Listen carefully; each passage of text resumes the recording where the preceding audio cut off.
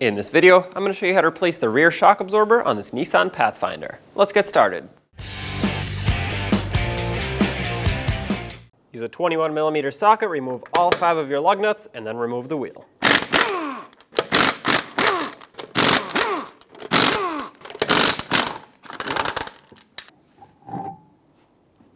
With the wheel off, you can see the shock absorber located towards the front of the rear wheel well.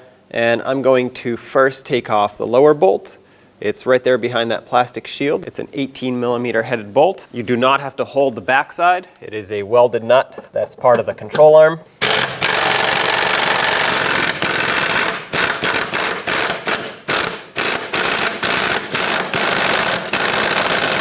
The bolt is unthreaded, but it's a little stuck in there, so what I'm going to do is put some pressure on this arm. This should raise the suspension up and release the bolt. There you go. And if you're on the floor, you can just use a regular jack, floor jack. I'm using a pull jack because I'm on a lift.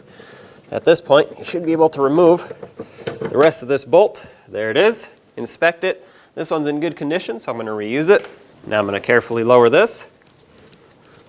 Shouldn't go down too far. It still has a bunch of control arms connected to it. But I'm going to leave this here for reinstallation because I will need to lift this right back up. Up top here you have two 13mm mounting nuts. Let's get both of those off of here.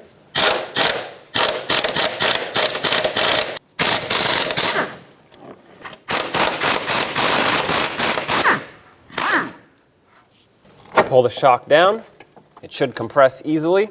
Not quickly, but easily. And now you can pull it right out of the control arm, and there's your shock. Let's separate the shock absorber from the shock mount. This is an 18mm mounting nut. I'm going to use an impact gun on it because when you do that, a lot of times you don't have to hold the stud. We may still end up having to, in which case you could use a little wrench, but most likely some locking pliers if you have to do that, and do this by hand with a wrench. But hopefully you have one of these, and it should get the job done. Once again, 18mm socket. Hold on to it. Nope. So it looks like we do have to hold on to it. That's all right. I'm going to grab some locking pliers and see what fits. Usually the larger, the better. And I'm going to grab my 18mm wrench. All right, so here's what we're going to do here. I'm going to put a wrench on the nut side and then grab this with some locking pliers. And there we go.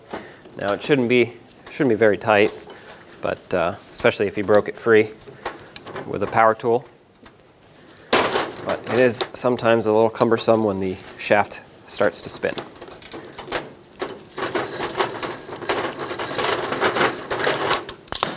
All right, it's just a little bit left on there. Hopefully we can get that with this.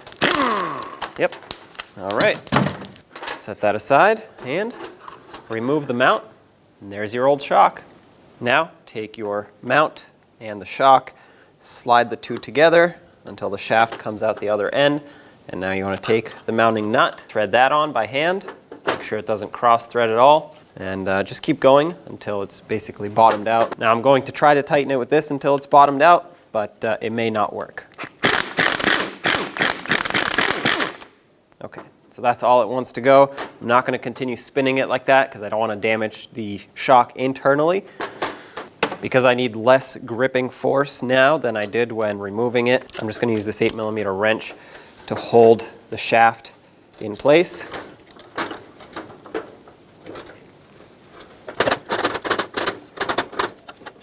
Torque for this mounting nut is 41 foot-pounds. I'm going to give it a shot at torquing it. Can't guarantee that I can actually get it just because it's free spinning.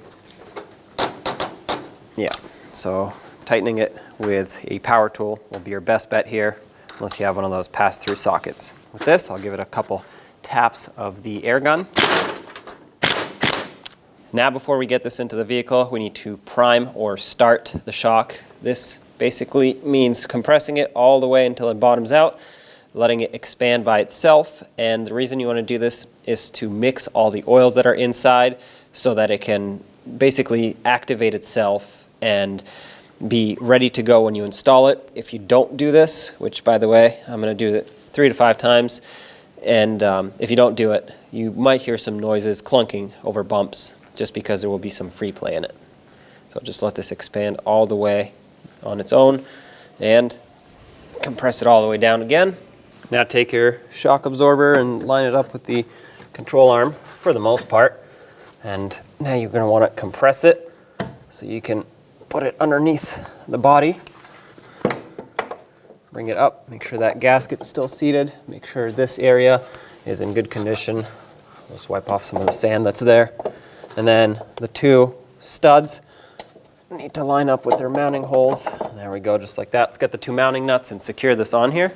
Push the shock up, start on one of the mounting nuts and the other one. All right, there we go. Now we can tighten them both up. The torque for these is only 23 foot-pounds, so I'm not going to go crazy tightening these. I'm just going to make them snug.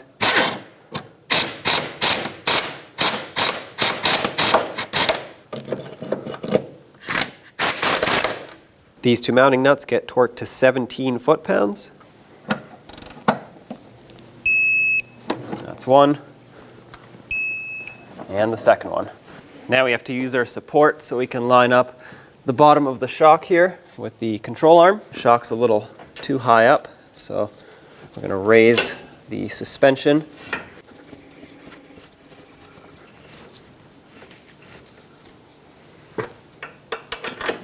Slide your bolt in and start it onto the threads. Make sure it starts on smoothly like this one. This bolt gets torqued to 70 foot-pounds.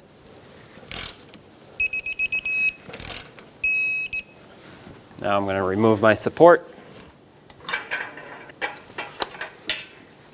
And now let's get the wheel back on.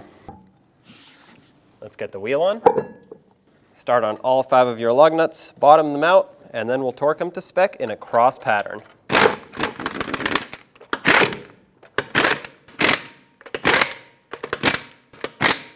"83 foot-pounds is the torque for these. Go in a cross pattern.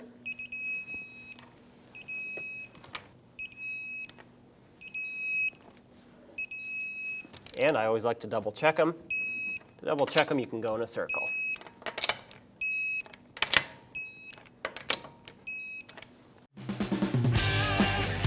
When only the best will do, demand TRQ. The only company that lets you view before you do.